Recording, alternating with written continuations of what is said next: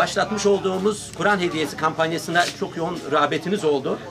Bu kapsamda topladığımız Kur'an-ı Kerimlerden 100 tanesini birazdan ismini okuyacağımız hayırseverler adına buradaki cami imamına teslim edeceğim. Elhamdülillah Rabbil alemin.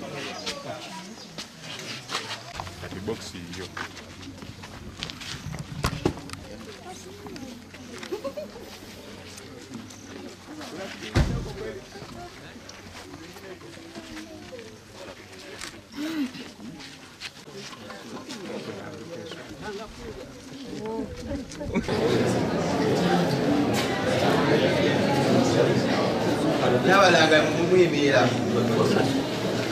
Pola.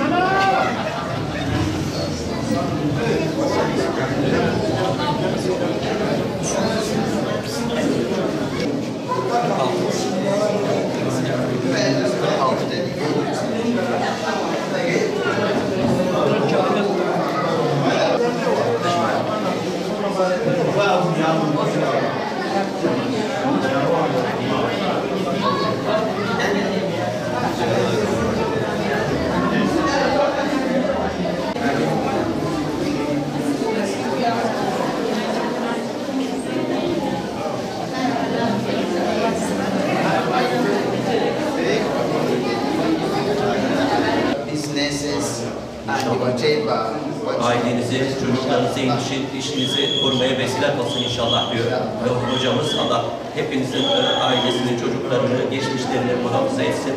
Geçmişlerimize Allah rahmet eylesin inşallah.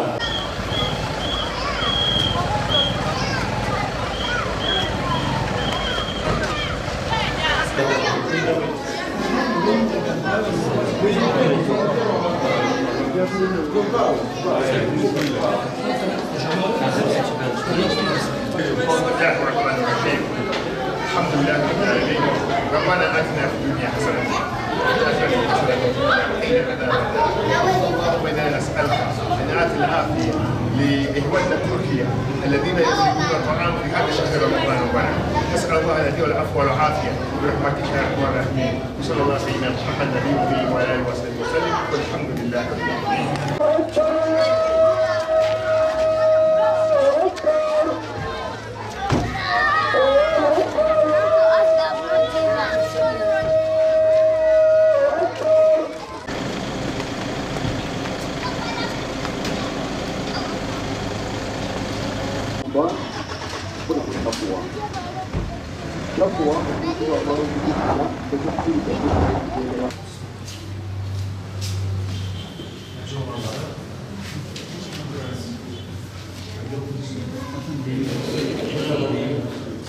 Uganda'daki Ramazan programımızın son günündeyiz. Çok önemli bir faaliyete daha imza attık. Öncelikle açılışını yaptığımız 2 cami için bir 250 tane Kur'an-ı Kerim talebinde bulunmuştuk. Sizin gibi hayırseverlerimiz sayesinde bu binlere ulaştı.